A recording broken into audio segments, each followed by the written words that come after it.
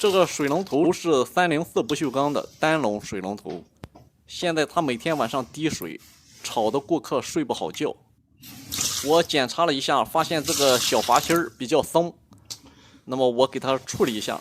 现在用剪刀把把手上的标签撬下来，然后把里面的螺丝拧下来，这样这个把手就能拽下来了。螺丝是个铁的。现在用活动扳手把这个阀芯给扭下来。这个小阀芯是全铜的，我现在用力扭才能把它扭开，上的比较紧。好，我把这个小阀芯取下来了。大家看这个小阀芯，里面的瓷片比较松，扭起来不太费力。它漏水的主要原因就是这个硅胶垫片给瓷片的压力比较小，导致这个水压呢把水给压出来了。一般漏水的情况基本上就是这个硅胶垫子的压力不够导致的，那么这个瓷片呢基本上不会出问题。有时候买个新阀芯换上也用不了多久又坏了。那么大家看，我找了一个旧阀芯，把这个垫片给拆下来。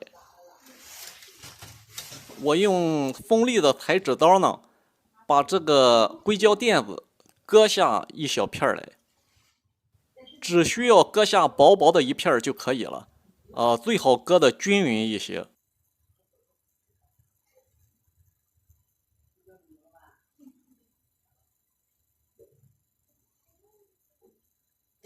好，这个硅胶垫片被我割下来一片，大家看，割得很薄比较均匀。我现在把它塞到阀芯里，先把这个漏水的阀芯垫片取下来，然后把割下来的这块红色的薄垫片放进去，最后呢再把这个原来的这个垫片塞进去，两个垫片结合起来就可以了。好，这就修好了。我现在把这个阀芯装上，用扳手把它扭到底，扭紧了它。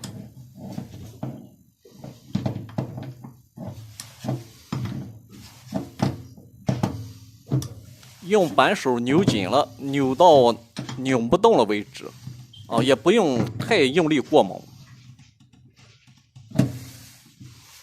小阀芯安好了，现在把把手再装上。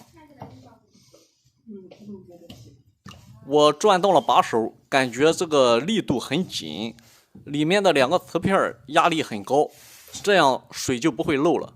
我们现在开水试验一下。好，这个漏水的故障就修好了。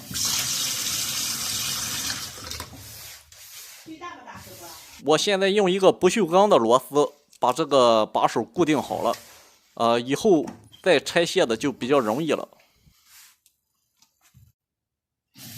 好，现在这个水龙头一点都不漏了。今天的视频就到这里了，谢谢收看，再见。